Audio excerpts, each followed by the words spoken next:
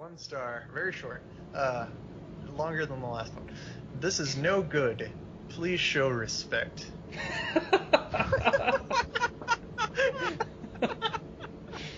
Please show respect. What? God dang Nintendo. What are you doing? What does this mean? Please show respect. To what?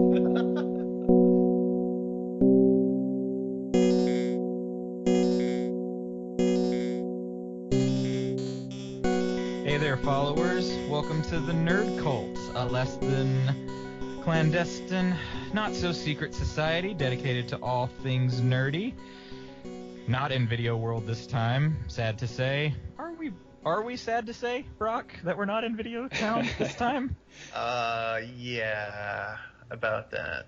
That. I don't even want to exist in the third dimension anymore after editing that video. As you guys have probably guessed, if you're listeners, I am 1/3 of your host, Tyler Lee. And my name is Brock. I haven't had a drink in 4 weeks. I'm not an alcoholic, though, so that doesn't actually matter. Yeah, it's not much of a... It's actually not real. accomplishment. And I actually had a beer earlier, but I don't really... Wait, so you just lied? So thanks for that segue. That just didn't matter at all. You're welcome, guys. I haven't had a drink in 4 weeks except for those 20 beers that I just had a few seconds ago. I can't even impersonate a drunk guy. Otherwise I would be like, don't tell me when I had enough. My name's Josh Forrester, and I love Randy Savage. There we go. All right, let's get it out of the way. I love Randy Savage. Randy Savage, R.I.P. Now we're done with that for this episode. Have you guys seen that Infinity War trailer? Oh boy. A few times. I'm gonna get an award for. There needs to be an award for worst segue because I will get it. I am determined to get it. Also, our reaction was not as excited as when we talked about it before the podcast. Right. Well, okay, so let's do it again. not be. Okay, guys, how about that Infinity War trailer? Oh my god. Holy Now, crap. while we had to do that, I want the listeners to understand, while we had to do that because we didn't feel like we gave it enough the first time, 5 seconds ago, we actually are super excited about it. I've never been this hyped for a movie, and I'm a big movie buff, and so are my two compatriots here, but oh my god, this trailer. Yeah, I mean, I've felt hype for movies, but not in a long time. I guess I could say it for Star Wars, the Force number Awakens. number 7, but it was more like a tentative, worried type of hype. You're excited just to go see praying it, that they but- don't screw it up. Yeah. More than I was excited for it, but knowing how great Marvel has been so far, I'm just this 100% hype. Plus film track record of making these amazing movies spanning over 10 years. Know it's going to be the biggest thing of all time. You think it'll be... I'm actually going to call it right now. I'm going to call it... I think that it will be one of the top 5 highest grossing films of all time. I actually think it might make highest grossing film of all time because of all the hype. Yeah, I'm because pretty of all the sure. hype that it's got. It It's a decade worth of hype. I would not be surprised at all if it pulls that. Because, well, yeah, I mean, 10 years of just building on good stories. Man, this is everything that DC should have been doing. We talked a little bit about that last week. Yeah, We did. I mean, well, just this trailer, I think we're all more excited about than. Yeah, it makes me realize how much they've screwed everything. Because it's like they try to play catch up instead of intentionally developing characters, and because I don't know. Because with Marvel, I mean, it started with Iron Man, and I mean, it just slowly. Well, I guess everything started with Spider-Man, but. It was such a good movie, but... Well, the Marvel Cinematic Universe starts with Iron Man, yeah. Iron Man, sure. But Spider-Man paved the way for that. So, yeah, I mean... They've give props to Tobey Maguire. Oh, yeah. Tobey, my man. But... Yeah, they've just built such good stories so well. Well, I think this will be a good comparison. We spent 10, 15 minutes talking about Justice League. We will probably have a spoiler episode dedicated to Infinity War once we all appreciate it. Oh, In I'm fact, sure. I'm calling it right now. That's going to be one of our special episodes. Yeah. There's no way we don't. I'm going to see it right away. It's not going to be. I'm actually excited to see the film. And here's something. I don't know if you guys knew this, but in just 24 hours, the Infinity War trailer it is currently the most viewed trailer of all time. Wow. Within 24 hours, it received over 230 million views. Golly. That's nuts. Do you remember what the last most popular trailer was? That's in second place, or what? It was The Room, wasn't it? I'm actually looking it up because I had to think about it. No, it was It. Stephen King's It. Oh, really? Yeah. Oh, the new one. What were some of you guys' favorite moments just from the trailer? Spider-Man getting a Spidey Sensei arms. Right. Raise, yeah. His little tinglies. Yeah. Sorry. You guys know Spider-Man's my favorite, so I'm just like, Spider-Man, fight! And then the Spider-Man Iron Man suit thing. That looks amazing. It did. My favorite part of the whole trailer was at the end, but I just freaking love Guardians, and I love Thor Ragnarok so much that, I'm dying on that. So I'm ready to see that. I just want a whole movie of them interacting. Right. I think two of my favorite moments were actually talking pieces. One was at the beginning, where I love that they took Nick Fury's original Avengers pitch from the first Avengers movie and let the original, some of the Avengers, Tony Stark, the Vision, Thor, say it this time. Finish off. It's the same speech, but they're saying it. And then my other favorite part was I got chills when I first heard Josh Brolin's voice come over as Thanos. It's such a perfect Thanos. He just already looks like Thanos, so... Right. Well, and to all you people who are saying that you don't like the look of Thanos, that's fine. You can have your opinion. But for people complaining, it's he looks different. So does every other one of the fucking heroes from the Marvel Cinematic Universe. Exactly. None of them look exactly like their comic counterparts. Idiotic if they did. It is kind of weird to see him without a helmet because I'm so used to it, but... That is weird, but I don't think it looks bad. Yeah. He's just going to end up with some Parkinson's and dementia early on without the helmet. If you think about it, he probably doesn't think he's going to need his armor for this. That's probably true. He's just why he's walking around. Which brings me to a question I think we should talk about. Who do you guys... Here, we'll do this one first. Who do you guys think is going to put up the most fight against Thanos? Because keep in mind, in the trailer, we see Spider-Man get some smackdown laid on him. Yeah. We get Iron Man just get his jaw punched off. Yeah. That was oh my god, that was just a cross right in the jaw. If it wasn't for the I'm not going to call it a giveaway because I don't know what happens, but ordinarily I would say Vision might put up the biggest fight, and maybe he will, but in the trailer we kind of see him down on the ground, maybe not doing so well. Yeah, he's down on the ground, and if I'm not mistaken, it's not Thanos, but two of the children of Thanos are trying to pry the gem from his forehead. So Vision might. What about you, Josh? Who do you think might put up the most resistance? Most resistance. I always have faith in the Hulk, but man, just knowing, I think it has to be Thor and some trickery from the Guardians of the Galaxy. You want to see just one time though. You want to see Hulk just run up to Thanos and punch the shit out of him. Yeah, I'm sure that has to be a scene. Because that's not going to not just a huge fist fight, destroy the world type of fist fight. Yep. That would be amazing. Depending on how large we get to see Groot, we might see Groot lay some smackdown too. Oh man, yeah. I don't know if he's gonna lay the biggest smackdown, but it could be a good scene.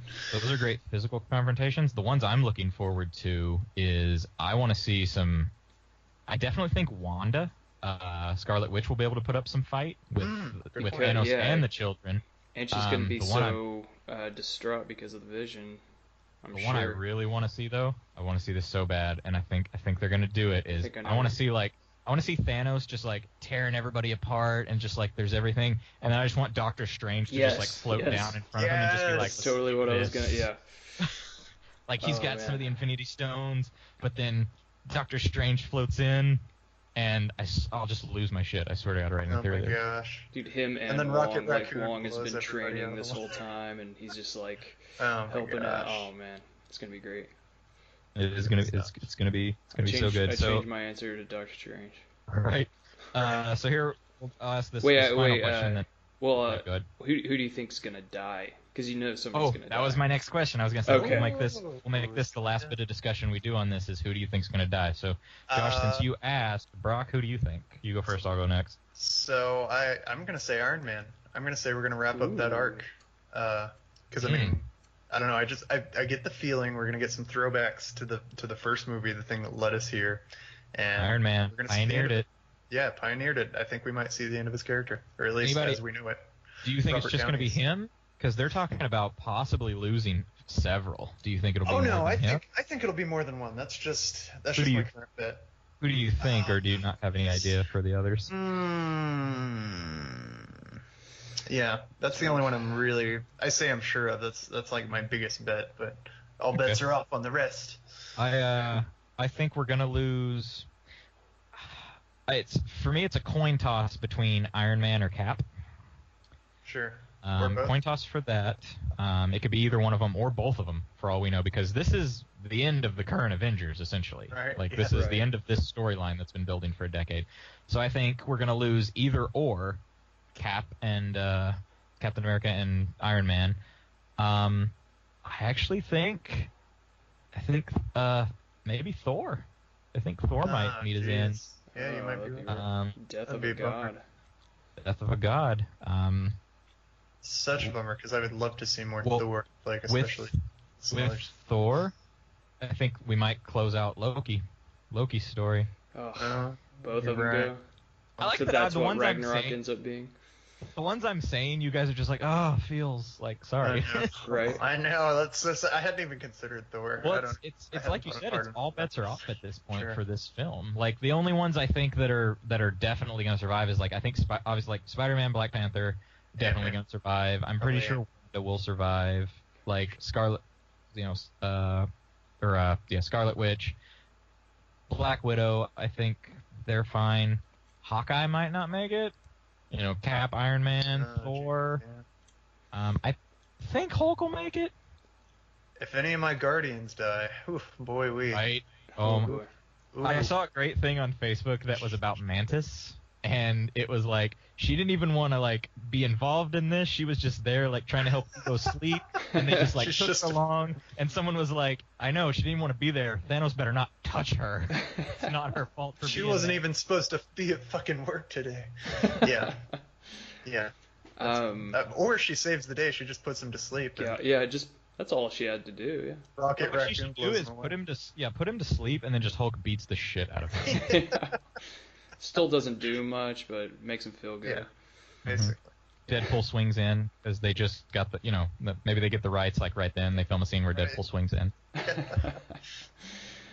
Yeah, I think it has to be Captain America. Maybe not has to, but I just feel like because he dies at the end of the Civil War arc as well, it would just seem fitting to be at the end of the Infinity Wars and then kind of a blend of that and Civil War. So he maybe it'll be just like the end of Civil War where he gets arrested and he's on his way to jail and then he gets assassinated or something. Yeah. Just be like, that's how it ends. Like, dang it. I got one suggestion that is highly probable, but it's gonna hit you in the feels. I warn you. Oh god. Oh no. What about Vision? Yeah, I feel like. You tell me you won't cry if Vision dies. I think that's. I feel like he just needed more time. Such a good character, but I will straight up cry. I will straight up cry. But what happens if he dies and then Wanda just goes nuts and it's just like, all right, fuck you, Thanos. Yeah, she's like, let's do this. World destroyer. Well, I mean, he'll die if he loses the Infinity Stone, right? Well, there's no proof. There's no proof to that, but it's the thing that like essentially like gave him life. Yeah. You could just take and is away his essentially powers. giving him life. So I do think that if they take that, I don't see how he can function. Right. Yeah. Whew. I bet that happens. It gets taken, and I'm so excited. I'm super excited. Speaking of being super excited, Brock, I believe you've been playing a game that you want to talk about. Yes, and is it as exciting as the Infinity War trailer? Woof, we're gonna take it down a few notches. We shouldn't have talked about this first. Looking back, I was gonna say, because this is such a transition here. We're going from the Infinity War trailer in 2017. We're gonna go all the way back to 2006. And we're gonna think about the PlayStation 2 video game console, and juniors in high school. September 2006. There was a little video game that came out, and I've been searching for it. I've been looking for it, and I'm not even going to say that I succeeded in purchasing this game. On an unrelated note, PS2 emulation has come a long way. You should check out what is it? Yeah, What's the I've emulator never I use? done PCS X2. I'm talking about Rule of Rose, and it was like a little survival horror game. And I finally got to play it, so I'm stoked about it. I still didn't get to finish it because I was editing a certain video. See, I'm glad you told me about what this game was earlier, because when you mentioned it a few days ago, you said Rule of Rose, and I immediately thought you were talking about the Duelist of Roses for the PS2, which was that Yu-Gi-Oh card. Oh, was God. this a Yu-Gi-Oh game? I think about that a lot. I think about that game at least twice every day of my life. Every single day. Every single day. It's time to do it. A bit of a different game. Very different. So it's a good game. It's roses as in flowers, right? Or yes. Okay. Yes. Rule of Rose, and rule is in classroom rules. Okay. So it was made by Atlas Entertainment. Thank you for breaking that down for us. Well, there's other types of rose, all right. Hey, and there's other types of rules, all right. I got that. I just like that when after that he was just like, I'm not just going to break down rose. We're also going to break down the word rule for a second. R as in we're English Ruby. majors, all right. U as in eulogy. as in eulogy. That's how you spell that. Eulogy. Ulagi. Ulagi. I should have said ugh, but I wanted to make it intentionally misleading. Okay, so Atlas Entertainment. So the reason that this game was so rare is because it was actually extremely controversial at the time and banned in several countries. I think for sure New Zealand banned it because, so it's not even for a super cool reason. I guess it's because basically this game is about just a society of these orphaned young girls, and they make this group called Rule of Rose. And I guess, since it depicts these young girls, I guess there's a lesbian relationship in the game, and they're under 16. And so New Zealand was like, oh lesbians, gosh. That's automatically sexual. But well, it was 06. So it was 06. So it was a different time. So it's not even a super cool reason. It wasn't banned because it's so horrifying that people threw up to death playing it. But still banned. We'd keep that. You don't ban those games. Yeah, exactly. So okay, quick premise. You take the role of a recently orphaned teenage girl. You find yourself on a bus, and a young boy gives you a storybook, and it's written in crayon, obviously drawn by little children. The book describes a very sad, unlucky girl, and as you start to play the game, you realize that book is talking about you. It's almost Lemony Snicket or fairy tale writing. The bus drops you off in a dark section of woods. You follow a trail up to an old mansion, and when you get there, you walk up to a gate and you witness these children wearing bags over their head, and they're beating something in a rucksack, human shape. Oh my God! Okay, this is terrifying hearing you talk about this. And so you just watch them, and you try to mess with the gate like an idiot, and of course it's locked. Because why would I want to try to get into the gate? Children? Let me tell you something about what would happen if I'm walking anywhere at any point and I see tiny children, one wearing bags over their head. My brain immediately says nope, and I walk the other way. Just walk the other way as quietly as possible. Yeah. Don't look at me. Well, like the main character, she seems older, I guess. Like she's obviously like 16 or 17 or something. But like whenever I first started the game, like I thought she was old enough. Like I was like, what's she even doing here? Like, why are you hanging out with these kids? But I figured out she's actually an orphan like very quickly after that. So eventually you find your way inside this mansion, and you know behind every shadow and every door, there's like you just see these kids like running off from you, and sometimes you'll even like open a door to a hallway.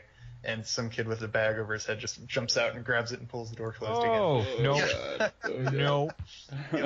Nope. And so you look around this mansion.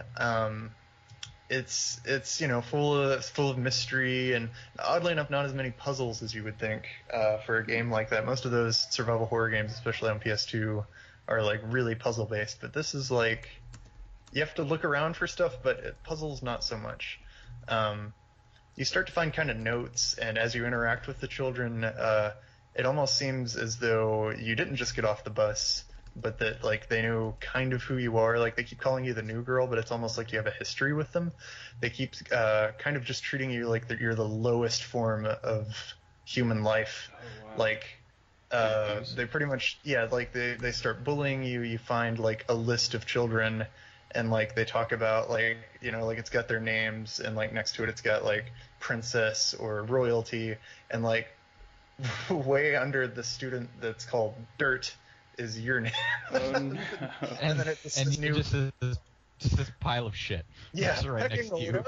Yeah. So pretty much your only companion is a friendly dog that you save.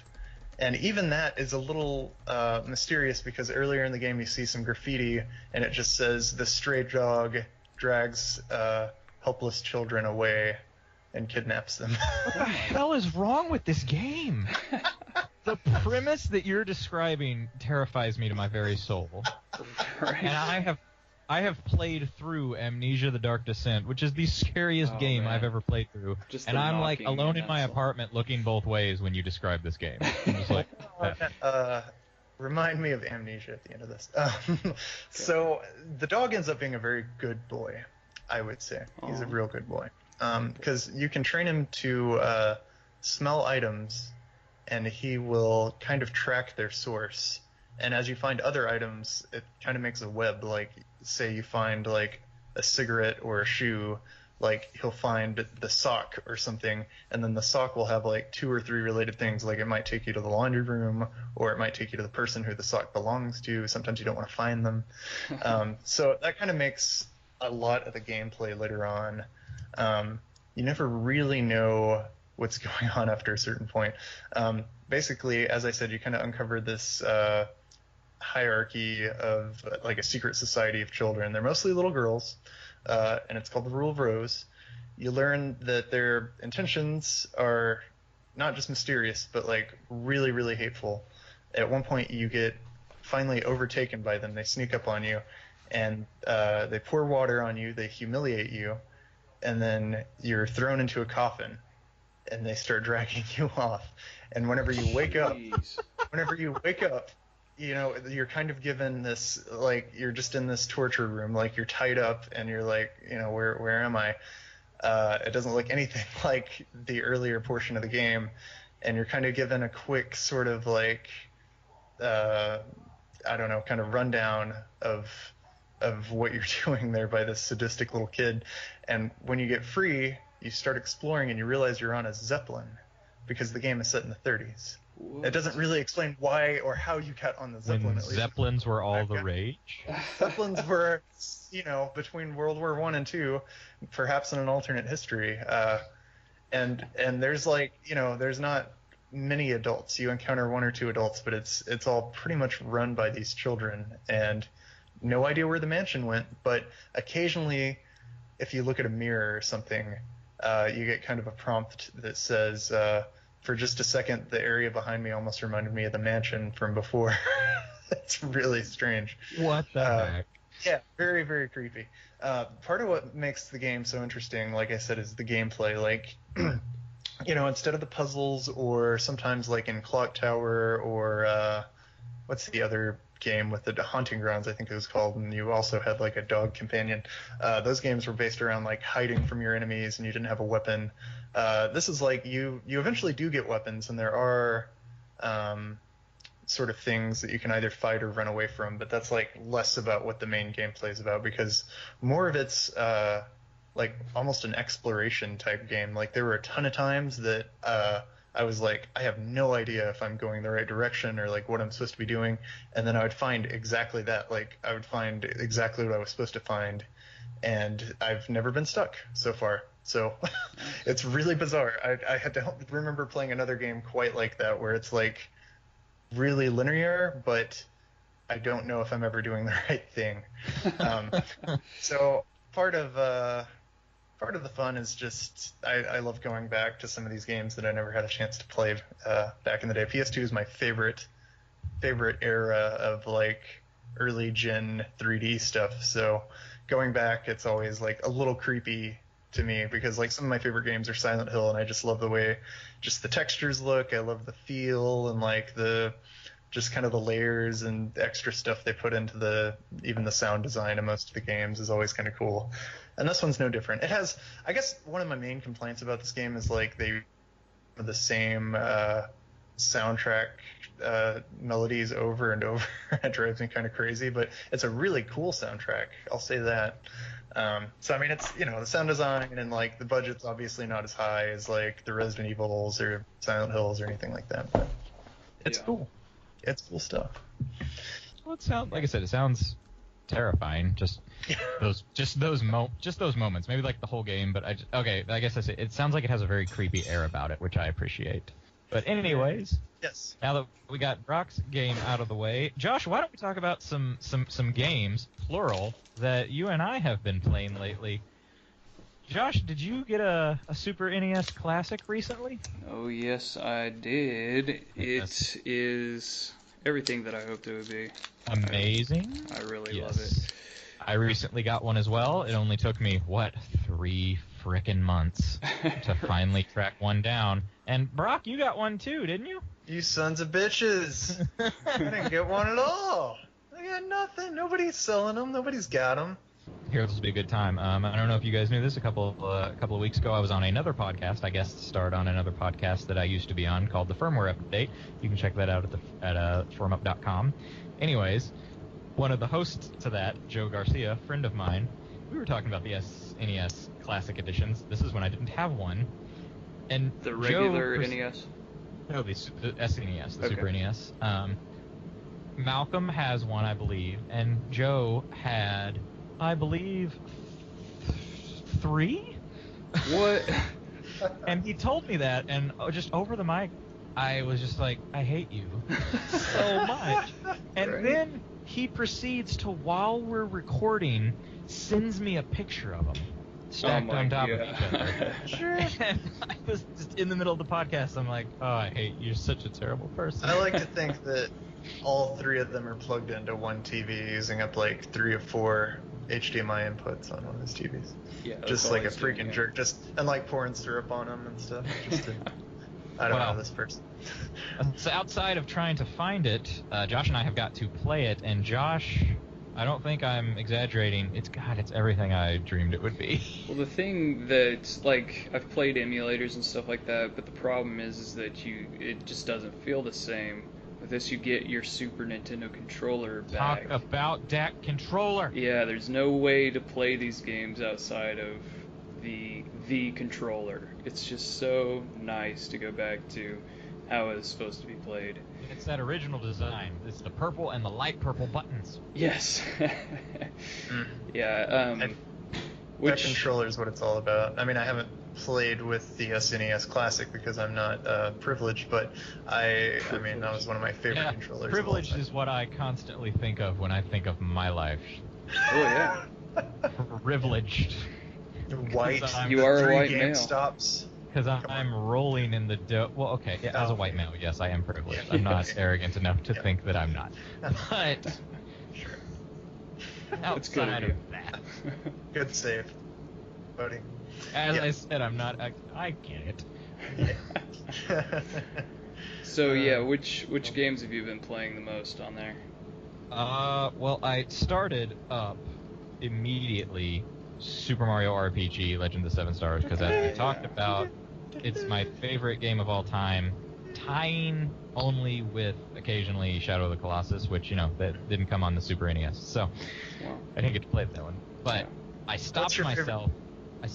What's your favorite character in Mario RPG? Real fast. Gino. Yeah, Gino. Mallo's a good second, but. Yeah, do you like how I just before you were done, I was just Gino? What do you? Yeah. Before. Yeah. No, I'm with you, Gino. He shoots He can shoot stars out of his hands, or I can just shoot bullets out of his elbow. Or I don't know how, but I've wanted so bad for a true sequel, and if it ever happens, my head's gonna explode. Oh, man, all they have to do is just show Gino and switch era graphics, just little twinkle of Gino's eye and little magic wand. Here's all I'm saying. I don't even need the sequel. Square is clearly on talking terms with Nintendo because we got Cloud in Smash Brothers. Man, all I want is to get a message that says new downloadable character available for Super Smash Brothers, and it's Gino. That would be great. All I want in life. Gino. 2000. And then he would just step in and just use his body as a weapon, because it is.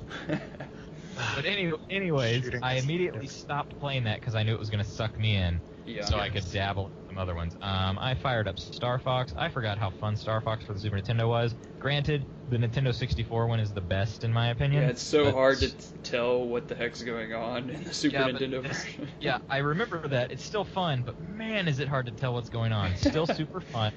I'm killing Falco and Slippy as they go in front of. I don't know what you guys are. I'm sorry. I didn't fire up Super Mario World because I've played it so many times. I'm gonna get to it and beat it again, but it's one of my top favorites. Dabbled a little bit in Yoshi's Island. I was gonna say Yoshi's Island on there. Absolutely. Donkey Kong Country. That's the one I'm obsessed with right now. Well, I'm sad because Donkey Kong Country 2 is not on here, and that's my favorite one. But I love Donkey Kong Country. 3 is actually my favorite. 3 is really good too. The third one? So yeah, the third one. Surprising. Pretty good.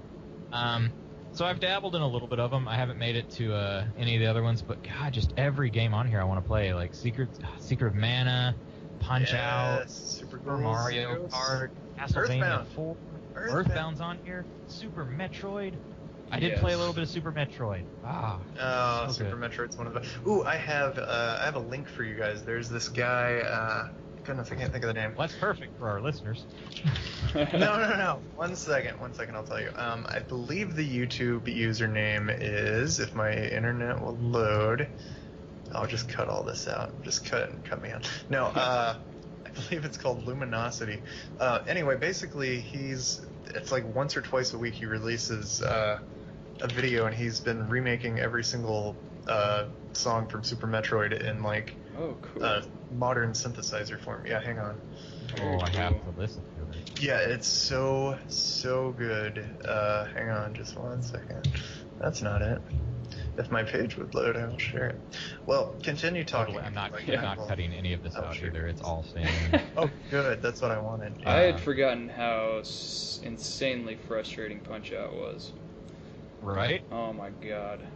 So frustrated. I don't know if I'll get to Punch Out right away. I'll get to it eventually, but it just all I remember is it being fun, but being so maddening. Oh my god, yeah. What have you played? Well, speaking of insanely maddening games, Super Ghouls and Ghosts. Holy crap! Oh man. I had actually never played it before, because we just never bought it whenever we had back in the day. But it took me back about when we were kids and couldn't buy every game. Couldn't actually buy, yeah. So it took me about 5 minutes to find out that I could double jump, killing 20 zombies. I'm surely there's more to this game. But yeah, there's more to this game than me just running into them and dying. Yeah, and you die so easy. Oh my god. I've made it about halfway through the first level, and I've played it for a good hour, It's so hard. But yeah, Donkey Kong Country, I'm killing it. Did you forget how pretty that game was when it came out and still today? Oh man, those graphics were fantastic for the time. Right. Well, I mean, that was the game that I think it was the game where Rare basically told Nintendo, give us the money and we can make you a game if you give us this much money instead of wasting it on like advertisements for bad games. Right. You give us that much money and I guarantee we make you an awesome game. And Nintendo was like, okay, whatever. And then did. like a year or two later, here's our game. Holy shit. Yeah, because, I mean, graphics-wise, I can't think of a better game on the Super Nintendo besides maybe Super Mario RPG. I was gonna say maybe Super Mario RPG, but that's not really comparable because it's just different graphics. Yeah, maybe Killer Instinct, which Killer is also Instinct from Rare, was really good, yeah. In a different way, Final Fantasy 3 or 6, depending on your country board. That's on there too. And that's on there. Yep, Final Fantasy. It sure is. Yep. And it's actually, they call it 3, don't they, Josh? Yeah, they it's 3 on number there. it correctly as 3. Yes, good call, guys. Overall, super happy with the Super. I didn't actually mean to do that. Super happy with the Super. So it's not like some of the 1-star reviews on Amazon. Yeah. Who hates? Do we have some 1-star reviews on the Super NES Classic Edition, Brock? Lead us into some funny 1-star Amazon reviews for the Super NES Classic Edition. All right, I'm gonna give you 2 of them. This one, just 1 star. I'm gonna leave out the username because I'm gonna be nice this time. Just says 1 star. Never. Never. All right, so let's address this. Let's address this. Never what? Let's address this soliloquy that we have right here. Josh, do you want to lead off? I don't. What? You say soliloquy, I just imagine a Shakespearean actor just never! No! Standing in front of a giant computer monitor, just going, staring at this retyping of Hamlet that they've done. Just never. Never gonna buy it. Never gonna get a hold of one. Never would I play the Super Nintendo. Like, what? What does it mean? They took the time to write that, to put 1 star and then post it. You actually, that's not. You have to click on review something. You have to give it a star rating. You have to type never into the box. I realize this doesn't sound hard, but if this is it's all like a you're good going 20-second to do, never right here. Yeah.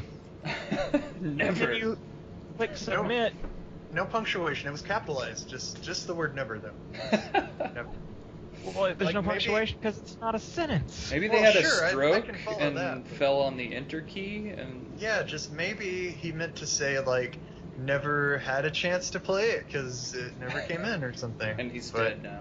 And he's dead now because he had a stroke. So let me get this straight, Brock. Are you telling me that the next one is better than this? I love this next one. Okay. All right. So, that's 1 star. Let me strap in for this one. 1 star. Very short. Longer than the last one. This is no good. Please show respect.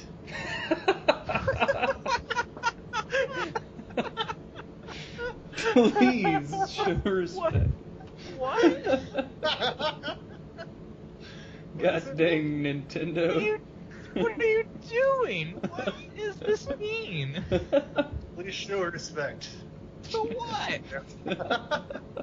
Please show respect to the Super NES. These games are the same. They didn't do anything to them. I like to think this is Nintendo's very grumpy Japanese father. Very he's like, he just takes one look and he says, oh, no good. No good. It's Sega, isn't it? It's Sega. Yes. So read the whole thing one more time. This is no good. Please show respect. This is no good. No good. Here, Josh. Let's address it in order. So first, no good. What's no good? You're wrong. Yeah, what part is no good? You're just wrong. You're completely wrong. Maybe it's like bad business. Product like, review. Oh, this is no good. I can tell that we're talking about something bad. So show some respect. Like to who? Exactly. I don't like that I don't have more context for the statement. I want to meet this person. Me too. Let's track them down so we can find out. Yeah, let's start looking. I'll release the username to the internet and we can start looking. So we're just gonna it's gonna be terrible. By the way, I hate these guys. I hope this person turns into a listener. Hey, that's my review. I would love to bring them on the show. I want you to, okay, if they are listening, I want you to know I don't hate you as a person, but I really want to know what you're talking about. I'm nonplussed, yeah. I need to figure this out. I need to get to the bottom of it. I'm completely baffled by your review. Not as baffled as never, but I don't understand. You just need to show more respect. You'll get it. I mean, that's all he's asking. That is all he's asking. Well, Brock, as always, thank you for just lighting our lives with these Amazon reviews. Oh, I try. I prefer the ones that are longer than one word. Sometimes that one word, though. To be fair, they were intermingled with serious complaints, so I'll give them that this time. Yeah, the Chinese knockoffs, that kind of makes sense. Let's move on to something that's a little bit easier to follow. Josh, I believe you and I also... I'm sorry, Brock. I believe you and I also got a new D&D book recently. I believe it's you got your copy of Xanathar's Guide to Everything? Yes, and so basically what it is an expansion. So it's the first full expansion of the rules for 5th edition, correct? For the 5th edition, yeah. So they call it a wealth of new rule options for players and dungeon masters. I guess the cool part would be the character options, but the really super useful stuff is the dungeon master's tools. So it is true. I mean, it's not like they're innovative or cool or anything. It's just like, this makes my life so much easier as a DM. For the listeners, for the people who haven't seen this but are interested in it, Xanathar's Guide to Everything is split up into 3 sections. The first section is for how many subclasses? Like 18? Oh my gosh, it's a ton. Or 20 something new subclasses for whatever classes you're choosing. This is a bunch of new subclasses. Part 2 is DM rules. And like Josh said, not really anything super innovative, but a lot of tables and a lot of ways to create a bunch of stuff. Like, you want some traps? Here's like a million different ways to make like a million different traps. Here's a bunch of different ways to roll for monster random encounters. You want to make a rival for one of your characters? Here's how you can roll a rival. It's pretty awesome. And a ton of other stuff. And then the third part is the spells, which I want to mention. So I thought that when they said there's going to be more spells, I thought there would be a few spells. Right. I didn't think there'd be a lot. So I was thinking, oh, this will be fun. I'm about to start a new campaign with someone. I have my cleric. I'm going to look at them. Now, the cleric didn't get a lot of new spells. Got some good ones, didn't get a lot of them. I turned to the sorcerer section. Yes. And oh my god, you have a completely new whole row. There's so many new spells, and they're all really interesting. Like, I'm not saying you're going to use them all, but they're all very, very interesting spells that can really kind of change how you play and how you approach things if you're a magic user. Yeah, there's about probably an average per level of 6 new spells for sorcerer. That's on average. Like the wizard and the sorcerer, they get a ton. Oh my gosh, of new there's spells. so many more wizard ones too. Probably the coolest thing is that rangers get spells now. Well, they're trying to improve the ranger. They had spells in the original one. There just wasn't a lot. Yeah, and there isn't much here, but I mean, remember they had basic ranger spells. I like in this one, the ranger has 3 new subclasses, and each subclass has its own unique spells for that subclass. Yes. So, depending on what you pick, you're not stuck with the same ranger spells, which was like before what? You had like maybe a dozen ranger spells to choose from all the way through 9th level. But here, let's talk about that. That's my favorite part. Like, I like the whole thing, but my favorite part is the subclasses. And these subclasses come into play, and the way they've done it is the sky's the limit for what you want to do, and all of them are really cool. Some of them are pretty circumstantial, depending on how the thing's going to go. Like one of the Rangers ones is the Horizon Walker. Yeah, which would suck in any other context besides. It's pretty circumstantial if you're not going to be doing a lot of planar activity. Yeah. It's still pretty cool though, but it's kind of like a Doctor Strange type of thing. Then you have like the Gloomstalker and the Monster Slayer, which are amazing. Yeah, those are I'm pretty excited about, especially the Monster Slayer. I want to gloat, or I want to talk about so the monk has, like most of them, has 3 new subclasses. Yeah. One of them was the Drunken Master, obviously, because everybody wanted that back. Another was the Kinsei, the Weapons Master, again, because everybody wanted that back. This was a very popular choice, not as popular as the Drunken Master. The third one is called the Sun Soul, and I was thinking, that's interesting. I like monk. What is Sun Soul? The description is that you fire beams of energy and fire out from your hands using your ki, and I was like, oh, it's Dragon Ball Z. I get to be Goku. I get to be a Super Saiyan.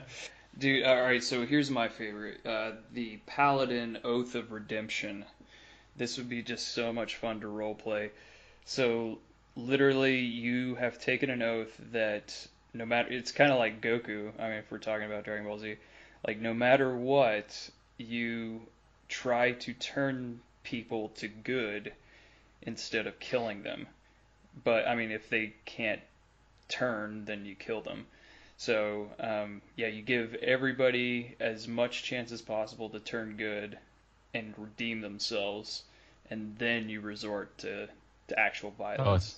So it's Goku versus Frieza the whole game. Yes. That would be so great.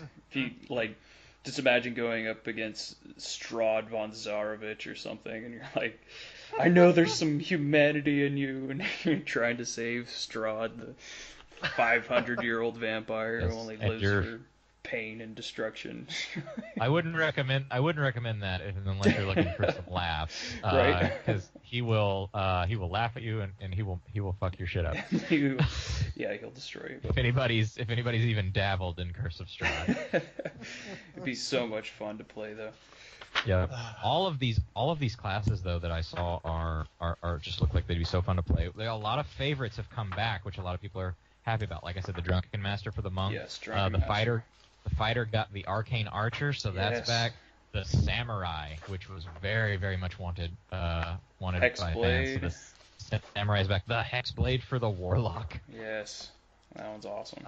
So many different ones. And the Cleric gets 2 new subdomains, which both of those are actually pretty cool. The Grave Domain and the I like the Grave Domain one for sure. The Grave Domain is cool, but the Forged Domain turns you into a powerhouse. Yeah. You'd be the tank. You would be the tank that spits fire. Yeah. And then, of course, I like the Wizard got one thing. It only got one thing. But they got 1,000 spells. But that school is like the War Wizard. Yes. And it basically combines evocation and abjuration, which is basically you can summon things and destroy things. Yes. Which is just great. But yeah, got all of it there. Brock, do you have any questions for us or anything as a D&D player? I'm following along. I mean, it sounds awesome. I know I want to play. Sounds fun. One thing that's good for DMs and players is the use of packs and like skill use with what do you call it? Like with kits and stuff. So they go into a ton of details. They expanded on, because if you're proficient, for those of you who don't play D&D or are not super familiar with it, if you're proficient with a set of tools, it's basically whenever you're going to use those tools, you get to add your proficiency bonus to the roll, which is really good.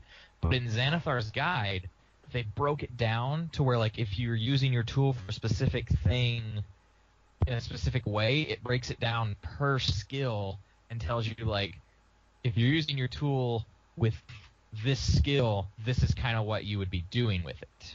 Yeah, and it gives you kind of inspiration too, like it gives you way more options.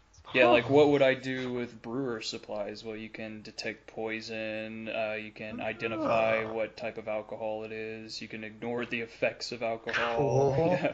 Yeah, So, and same thing with like one of them was Mason's tools. And most of the time, if you're like, oh, it's Mason's tools, I can build something out of stone. Well, with that, it's like you can build something you're good at out of stone. But if you're proficient with Mason tools and you want to use investigate, you can better tell like the age or the construction of a stone, of like a stone monument, a stone structure. Perception would allow you something similar to that, like learning kind of the history of it, or you'd know about the history of it or something like that. Yeah, like this building has this type of architecture, so it must have came from this date and was constructed for this purpose or whatever. So you know. So basically if you're proficient with Mason tools or something like that, you can tell and you ask a question to your DM, the DM can look into here and be like, well, you're proficient with Mason tools, this looks like this would be an investigation thing, so you get your proficiency bonus with that. Yeah. I love the cobbler's tools. Like, nobody chooses the cobbler's tools, but there's some cool things that you can do with it. So you get a hammer, an awl, a knife, a shoe stand, a cutter, spare leather, but like you know like the history and arcana of certain shoes and stuff like that, so you can look at footprints and see like, oh, this person wore this type of shoe, and so he came from this area of the world, or like the different types of mud. Like Sherlock, I think, had a book where he recognized the type of soil on the bottom of this person's shoe. Oh, yeah. I remember that one. Yeah. So things that you would never think about. The coolest one though is that you can craft a hidden compartment in people's shoes. So you can like hide a knife in there or something. Like, oh, that's great. Switchblade. You can hide anything in there. Yeah, it'd be so cool. Yeah, so if you're being like a rogue of any type or something, and you take like proficiency with cobbler tools or something, you just be like, oh, I have a knife or I have something hidden in my shoe, haha. Switchblade that cuts you on the neck as I kick you. Yeah, be pretty cool. Really is like Sherlock Holmes. You rolled a 1. You stepped on the knife. Oh God, yeah. Stubbed your toe, the knife goes into. And then another cool thing was this idea of shared campaigns. So there's an appendix in the back, but it helps you to, like, the biggest problem with most D&D games is that you have to get everybody together on a consistent basis, and most of the time that's just not possible for a lot of people. So this gives you like guidelines, especially as an adult. Right? Yeah. Especially when all your friends live in Minnesota. Yeah, in other You're countries. not all of my friends, but you okay. So Brock just called out Josh on the podcast, everybody. That's not his friend, apparently. Nope. Yeah, we're not friends. Wow. We're just associates. And Josh just showed he don't give a shit. No, we're best buds. Yeah, we're best buds. Hey, Josh knows. We basically live in the same town. Yeah, speaking of that, it gives you these rules for shared campaigns. So basically it gives you guidelines for, okay, if the DM isn't there that day, what do you do? So somebody rotates in and takes over, and then somebody else takes over your character, or you can play as your character as you DM, or I hope you trust your friends. Yeah, you better have a lot of trust. So so all these really cool ways, and then they're talking about making it episodic instead of like a continuous type thing. Oh yeah, they give different ways where you can award experience points. You can do away with experience points during battle, and you can just award They gives you examples on how to award experience points through checkpoints or episodic adventures or something like that. Cool. Yeah, which I like that.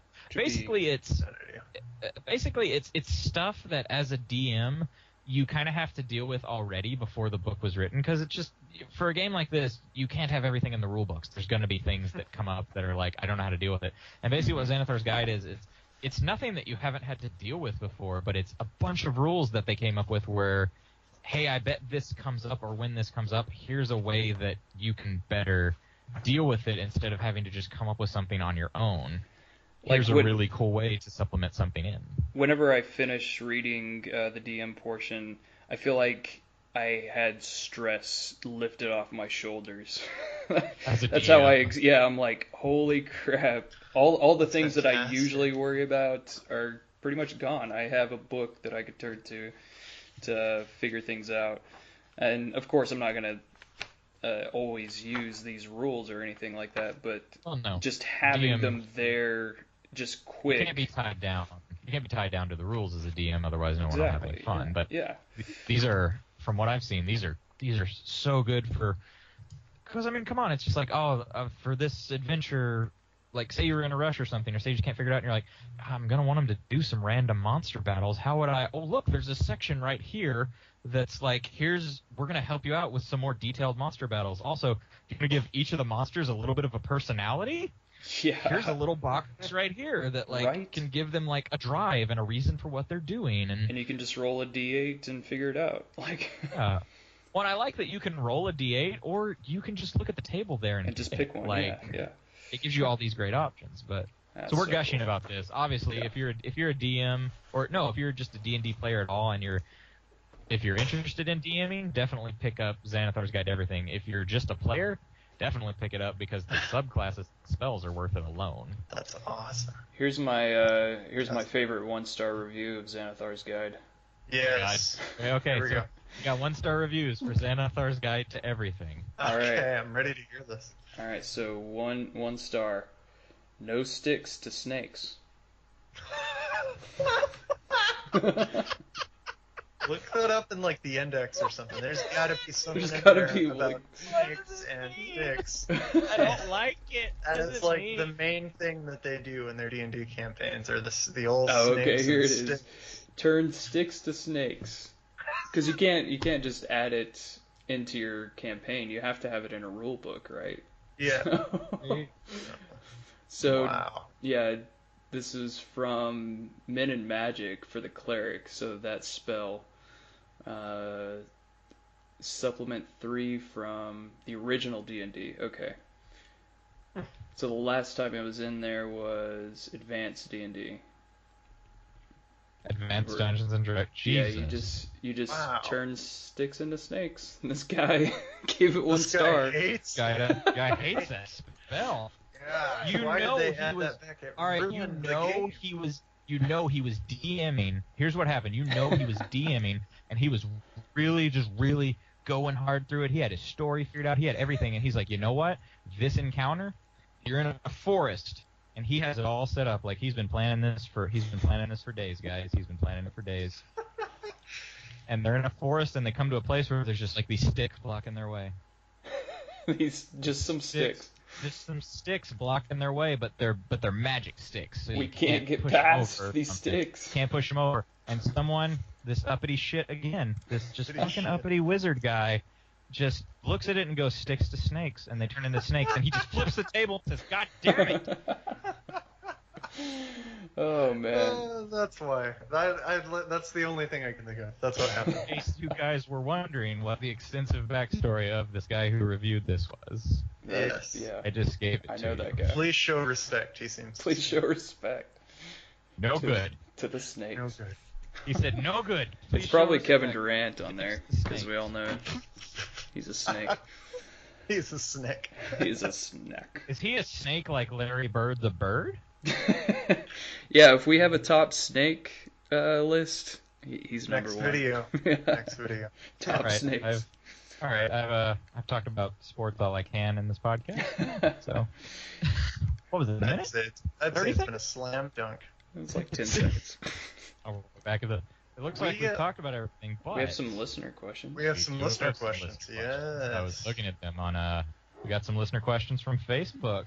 Hey. I believe they are. They are. Let's just go ahead and read these off. We're gonna save that second one for last. God damn. It's just too good. Definitely do this first one first, and this is from I think our biggest fan, Adam Choate. That's right. My boy. Always good questions. Boy. This is a great one.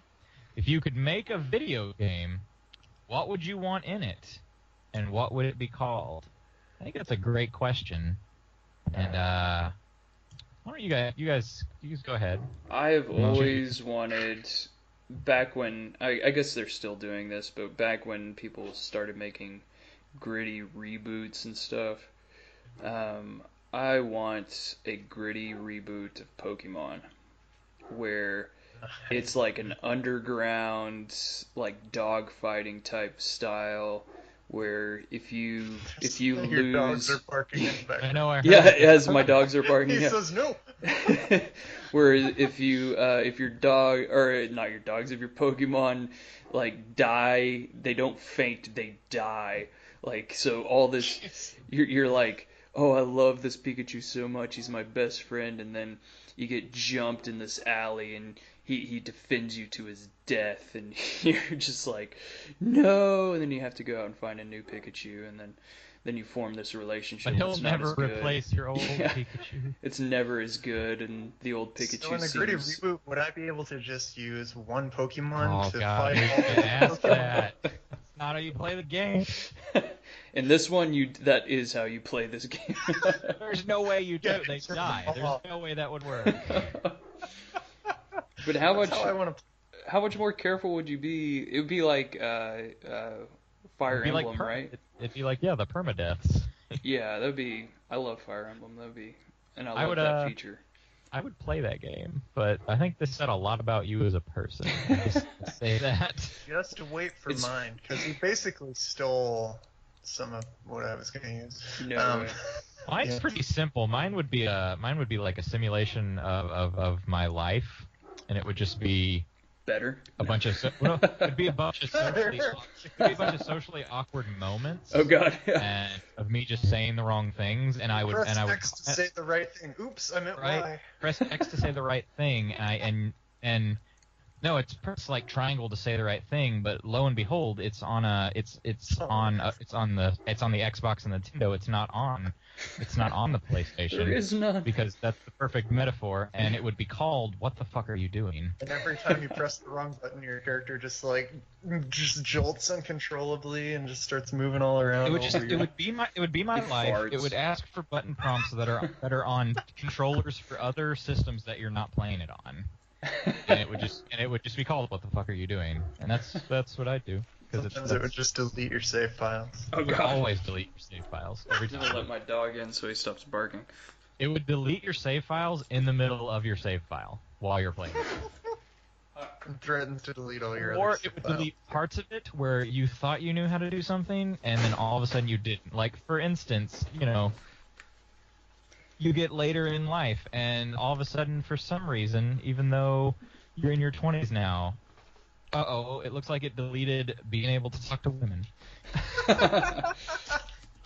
That's fantastic. Ha! I would play that. Like you ever had that. It reminds me a lot of the Rick and Morty Roy simulator game. It would be a lot like Roy, that. yeah. They're taking him off the grid. Holy shit! Doesn't even have a social security card. Anything else this game would have? Let's see. Would it just obviously delete data that you knew? For some reason, one of the Right triggers, when you need it. one of the triggers you use to run, it just works. I don't know why, but you can't. But you can't really run anywhere. There's just a lot of obstacles that just invisible wall you. And, Whenever you run, it's really awkward, and people make fun of you. And it Everybody only just works. starts laughing. And it only works part of the time. It doesn't work all the time. Yeah. Like Get when cramps. you need to run, the trigger's broken. It just, Every time you press the run button, there's a laugh track that just immediately starts. because that's Aw. really all your life needs is a laugh track. That's what it's missing. Oh, Like every time you get an achievement. There's not many, but every time you do, it's the laugh track again. Or just sometimes they go, oh. That's a good... I want to play this game now. Oh yeah, Yeah. totally. I've lived it. I don't have to play it, but that's why I like it. That's why it'd be my. And get that game coming out next year. What the fuck are you doing? Starring Tyler Lee. What's yours, Brock? What is yours, Brock? So- Top that. Well, yeah, okay, no, I'm still gonna do it. I had this idea basically all the way back in middle school, so you know it's going to be good. But it's very similar to Josh's, where I can't see any ideas we had in middle school being terrible now as No, an adult. no. Yeah, no, you can tell it's going to be great. So the basic premise is, and it can be all animals, but basically an animal fighting game, and it would be so controversial, and I don't support this as a person, but I still think it would be great and it should exist. Just imagine, like, you have a Those rhino two versus... comments you just made back to back don't make any sense together in sense. No. So cognitive dissonance. Imagine you have I don't support this versus... at all, but it should exist. It should exist. Some bad person should make this. You have a rhino versus, like, the biggest pterodactyl we have. Oh, you have, nice. A giraffe versus, like, a huge, like, a dire wolf or something. Like, who would win? Who would win? Yeah, no, I like that you name real animals and then you name fake animals. Yes. Like a giraffe and a dire wolf. Yes. and like dinosaurs, dragons, they're all in. Why put anything off your hands, off your little paws? You need to access all the animals. Didn't they make this and call it Primal Rage for the Super Nintendo? Close, and while I like Primal Rage, it wasn't what I'm thinking. Why isn't that game on the Super NES Classic Edition? Right? Yeah. I think because looking back, and I haven't played it in a lot of years. Yeah, it had really bad reviews. It's not the greatest. I loved it at the time. Oh, it was super fun. So cool, yeah, but yeah, it wasn't good. No, and like imagine like every animal has its own special attack or 2 or 3. It'd be a great fighting game. Like in real life. Like in real life. Just like I don't know. And what is the giraffe's special move? That thing where they swing their necks around whenever they actually fight each other. That's the special attack. Is that a special move? It's what they do. No, it's like, the final attack, I guess. It's like a wind up. Enough energy, yeah, just faster and faster. It's like a baseball bat.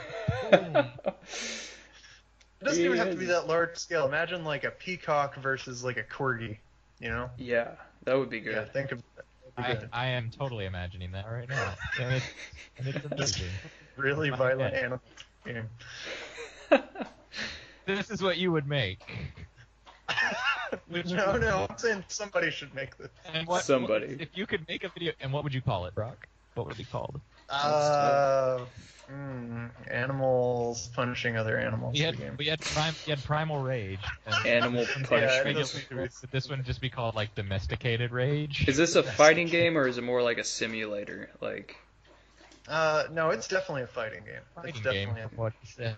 Or simulator fighter game where you like train your animals like they're actual boxers and you have to like. That's in the sequel. Yeah, yeah, it'll get some RPG elements. But... RPG. Buff out your peacock. It's like a reincarnation thing. Like you start out as like a I don't know, like an ant, and you turn into a centipede. Yeah, you progressively get better. And then eventually you're a dragon. It's like Spore, but fighter. I mean, that's how it works. That's how all ants become dragons eventually. Yeah. Well, reincarnation, man. You gotta be a good ant. So, in case any of our listeners were wondering why we don't make games, that's really. But for a real answer, what I would love. Do you remember? Oh, what you're talking about? That was my answer. Star Wars Battlefront 2. You remember that?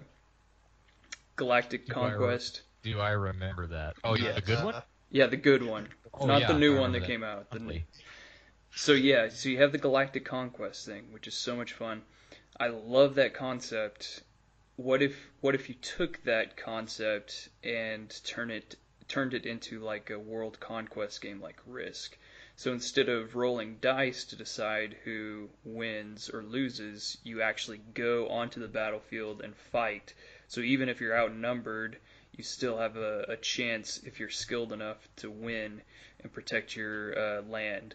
And then you could have land battles and then sea battles and air battles. I think that would be a lot of fun. That'd be fun.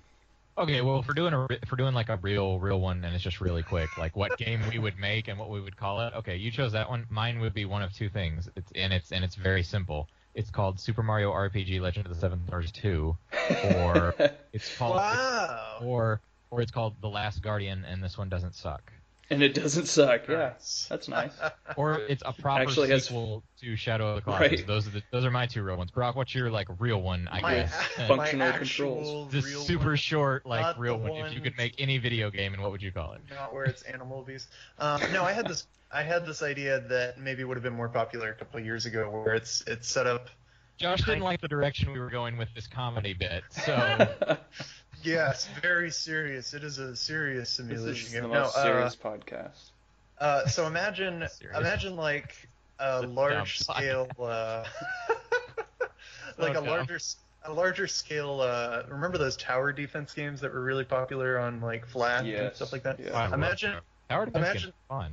Yeah, they're so fun. So imagine a game like Minecraft or something where you have to kind of set up your bases, and like, you know, it'd be like full 3D, full everything, and like you set up all these bases, and then like, you know, these monsters come at nighttime, and like they try to sneak in and get in. So you like start out as Minecraft, and when the sun goes down, it switches to tower defense. Exactly. Like it's like survival mode Minecraft, and at nighttime it's like tower defense. Yeah. Okay, Brock should make games, is what I'm hearing.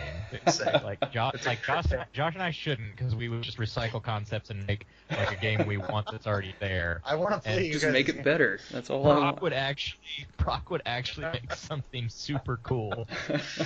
Thank you, Adam, for that. That was a great question, actually. Let's move on to the second question. This is asked by Lance Calvin. Lance Longhorn. That's his name. Lance Calvin Longhorn. Yeah. All three of us know Lance. Yeah, we sure do. You two much better than me, but he came over and hung out when I was in Oklahoma in college for a few times when you guys came over. He's a pretty cool guy. And he asks this fucking question.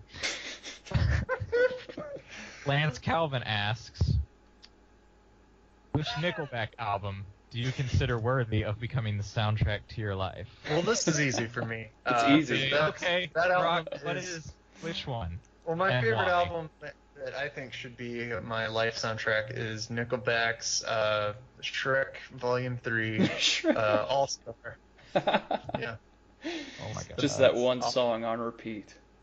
It's just All Star. It's all stretched out, and sometimes it's really fast, and then All Star. Wait, the song by Smash Mouth. And also Shrek is there, and he's wailing it. He's saying, "Get out of my swamp." Wait, was that Smash Mouth or was that Nickelback? Smash Mouth, who does All Star. Yeah. You don't know who Nickelback is. No, it's the same people. No, it's not. Believe it or not. How dare you? I swear to God, Nickelback's third album is called Smash Mouth's All Star. Oh my god, I hate you so much. I actually like Smash Mouth well enough. Yeah, so do I. That's why I don't appreciate this. They're a meme. You gotta admit they're a meme. I thought about 3 or 4 different things. They don't stop coming, and they don't stop coming, and they don't stop coming. Imagine if you'd not been if you'd not been a Smash Mouth fan and just been a really big Shrek fan and get offended. Don't you fucking say that. Don't you talk about my swamp man. There's so many ways I think you offended people now. Shrek is life.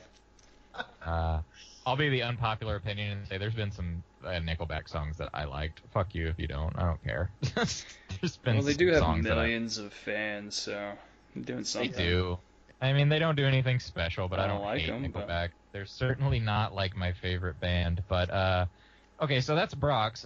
Brock somehow avoided the question by giving a ridiculous answer.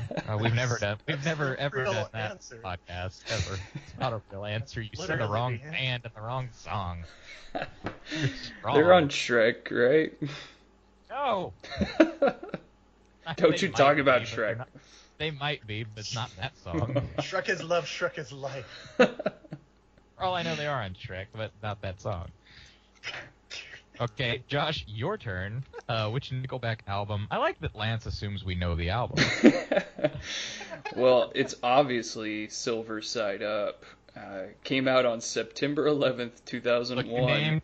Can you believe that? Are you on Wikipedia like I am? Yes. Okay. I had to know the names of them. But I like that you chose that one. Everybody knows the name to that one. Yeah. Well, obviously, we're all Nickelback fans here. September 11th, 2001. The worst thing to happen to America. No, not 9/11. Silver Side Up. This is how you remind me of what I really am. As the faces of all the horrified passengers pass by, we hear this. And then the following year, you got Hero for Spider-Man. Too soon. Got a hero save us, not gonna stand in world. Let's be clear about something.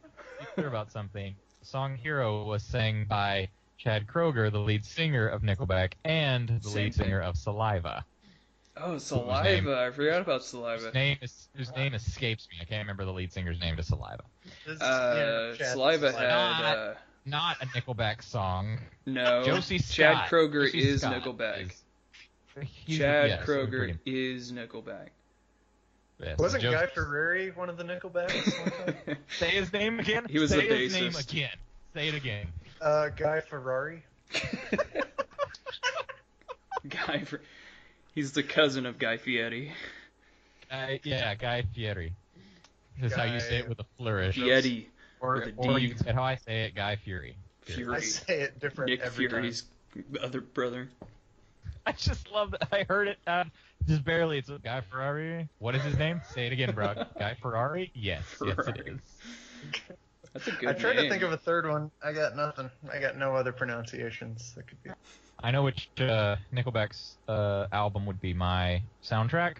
It would be their first one, Curb and the State, because the second one is what had all the songs that everybody knew. Nobody knows about Curb and the State. Yeah, And that is why it is that's why it's the soundtrack to my life, because all the good stuff came after. What year was 1990s. Oh my God, 1997. They've been a lot. They've been around that long. That's crazy. Wow. I was 7 years old. Wow. That's mind blowing. What a Truly some all-stars. What a way to end this. I hate you, Brock, so much. Help me to end the episode. Well, I think that's enough for tonight. We did it. It only took like 4 hours. Right. A little bit of housekeeping. Thanks for joining us here on the Nerd Cult. As you know, we have a website, which hopefully you're on. If you're listening to this, maybe you're on iTunes, I don't know, but that's thenerdcult.libsyn.com. Libsyn spelled Libsyn. If you really, really like us, want to help us out, go give us a rating and a review on iTunes. It's the Nerd Cult. Give us a rating and review. It helps us a lot, helps us get found, helps more people get to hear us. I don't know why they would want to at this point. But if you give us 5 stars, I'll give you 1 peck on the cheek. You will do that. Guaranteed. You can also find us on Facebook and Tumblr, just the Nerd Cult. Find us on Twitter at Nerd Cult Podcast. On social media, again, if you want to help us, share us with somebody. Tell your friends about us. Link us. Share us. Get us out there. Help us out. Check us out on YouTube. You can also check us out on YouTube, where we got a killer video. We also upload all the episodes of the podcast, but we got a killer video up there that took Brock forever and most of his sanity to edit. Mm-hmm. That's what happened to me. He says it was worth it. We'll find out over the coming weeks. Did I say that? Yeah. No. He almost killed himself, so I don't know. These are second thoughts already. You can also email us at nerdcultpodcast@gmail.com. Email us your questions. Email us what you think we should talk about. Email us funny nerd stuff, serious nerd stuff. We don't care, just email us. Talk to us. We need interaction, human interaction. Interactions. We need this podcast to take off so that we can quit our jobs and do this for you guys full time. Wow, wouldn't that be great? I'll make you guys a deal. You make us enough money off this podcast, we'll stop this every 2 weeks nonsense, and we'll go every week. Shoot, I'll go every day if you want me to. 4 times a day. If it's making us enough money to quit our job. I will stay up 24 hours. Well, individually, I'm Tyler Lee. Again, I'm going to pitch it. I got a book on Amazon. It's called An Unlikely Company. It's a fantasy action adventure book. Give it a read. Give it a review. You can also find me on Twitter @_Tyler R. Lee_. How about you guys? I am Brock Parsons on Twitter. You can find me at Brockulanatron. That's my real Twitter handle, and I can say it now very clearly. Hey. Otherwise, you can just get a hold of me through the month and a half, and email or any of the other ways that Tyler mentioned to get a hold of me. Just ask for Brock. Or ask for Josh if you want to talk for Josh. Call us Press up on the 1 phone, say, for Brock. Hey, is Brock there? And they'll kind of joke around, and some other kid will get on the phone, and you probably won't reach me that way. Parsons residence, who's speaking, please? If I answer the phone and one of the listeners is there and says, "Is Tyler there?" my first response will be like, "How the fuck did you get this number?" Why would anybody else answer this number? Tyler, pick up the phone. I don't know what he sounds like. I don't know. You don't know what my dad sounds like? I really don't. That's pretty cool. Nor do we have Nor do my parents have a downstairs. Making stuff up. Yeah, my name's Josh Forrester. My address is.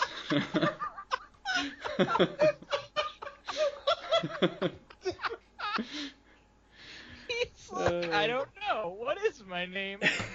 The same thing happened to me today. Today? Josh? I wasn't expecting to actually meet the guy. I just saw him at his door, and he goes to shake my hand, and he's like, I don't know his name, like, I'm Charles Bentley. And I was like, Oh, I hate that. Bro? Interaction, you try and introduce yourself to me. I haven't introduced myself to someone in years. I don't know my name. I don't know how to do this. Like, he said his name so fast that, like, before the handshake was over, I was just like, are you asking my name? What just happened?